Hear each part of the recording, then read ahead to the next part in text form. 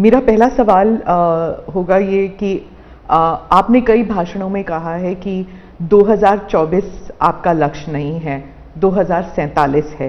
तो 2047 तक क्या कुछ होने वाला है और क्या ये चुनाव महज एक फॉर्मेलिटी है?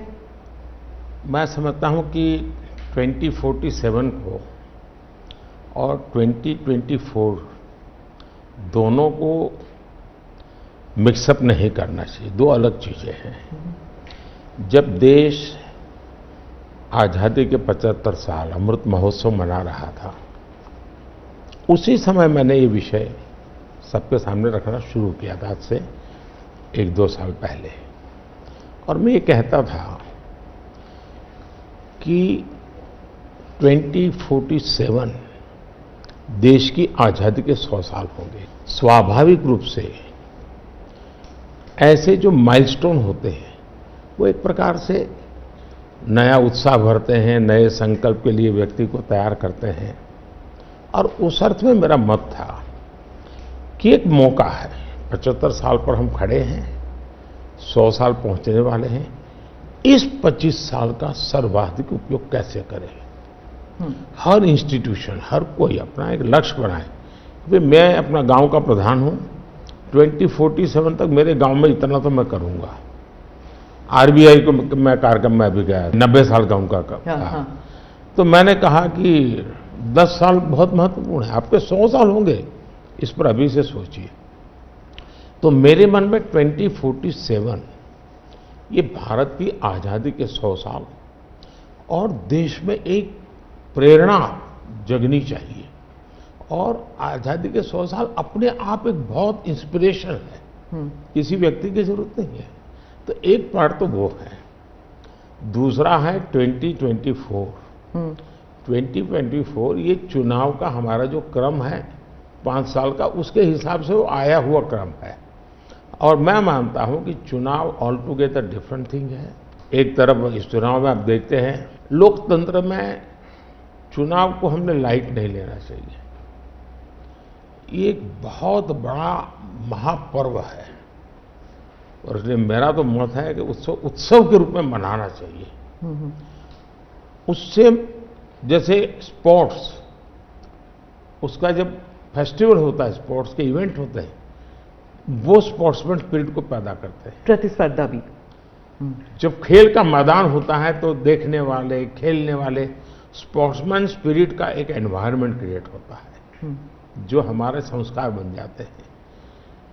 चुनाव का ये माहौल अगर हम उत्सव में पलट दें, लोकोत्सव बना दें, तो हमारी रगों में, डेमोक्रेसी आने वाली पीढ़ियों के रगों में वो संस्कार बन जाती है।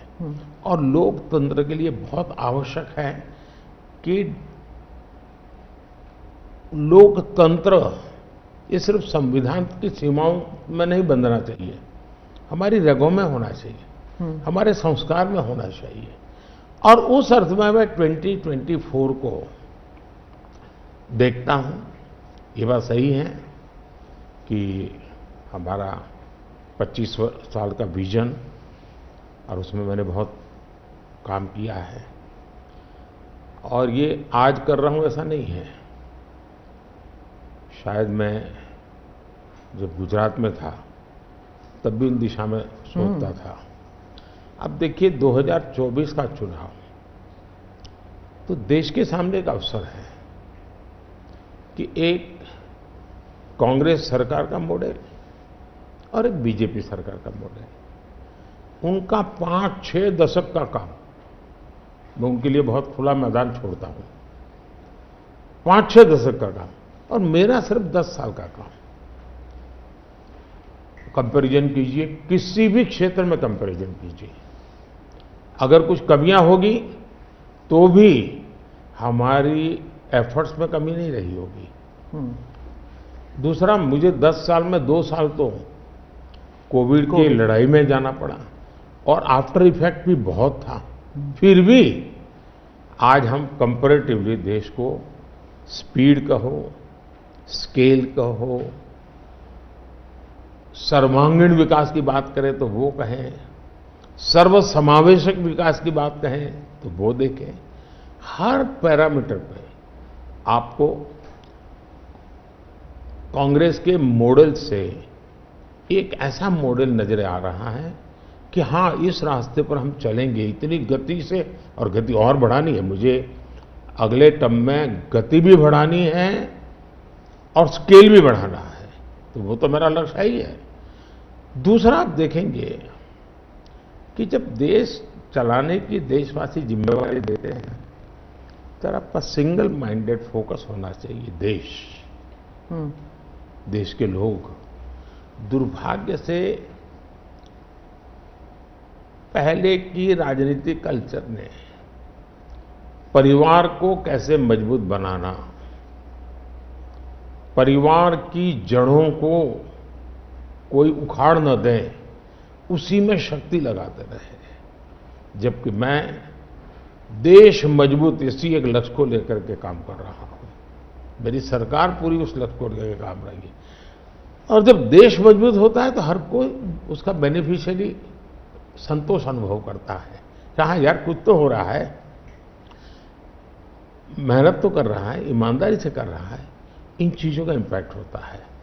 तो 2024 ये चुनाव है और चुनाव का मैदान है, तो हम एक अपने ट्रैक रिकॉर्ड को लेकर के गए हैं और वे अपने ट्रैक रिकॉर्ड को लेकर के आए हैं।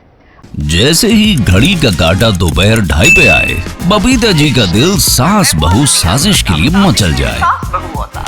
और ये है इनकी बहू, पूरे दिन ऑफिस की टेंशन हो जाए गॉन जब ये करें अपना फेवरेट शो फ्री टाइम पे ऑन। इनकी तरह आप भी देखिए अपना फेवरेट शो अपने टाइम पर और डाउनलोड कीजिए एबीपी लाइव ऐप अपने स्मार्ट टीवी पर।